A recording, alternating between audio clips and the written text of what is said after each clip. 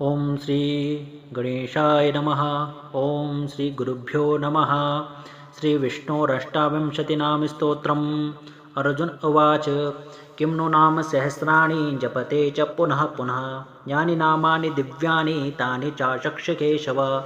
भगवान् उवाच मत्स्यं कूर्मं वराहं च वामनं च जनार्दनं गोविन्दं पुण्डरीकाक्षं माधवं मधुसूदनं पद्मनाभं सहस्राक्षं वनमालिं हलायुधं गोवर्धनं हृषीकेशं वैकुण्ठं पुरुषोत्तमं विश्वरूपं वासुदेवं रामं नारायणं हरिं दामोदरं श्रीधरं च वेदाङ्गं गरुडध्वजम् अनन्तं कृष्णगोपालं जपतो नास्ति पातकं गवां कोटिप्रदानस्य अश्वमेधशतस्य च कन्यादानसहस्राणां फलं प्राप्नोति मानवः अमायां वा पौर्णमास्यामेकादश्यां तथैव च सन्ध्याकाले स्मरे नित्यं प्रातःकाले तथैव च मध्याह्ने च जप नित्यं सर्वपापैः प्रमुच्यते। श्रीकृष्णार्जुनसंवादे श्रीविष्णोरष्टाविंशतिनाम स्तोत्रं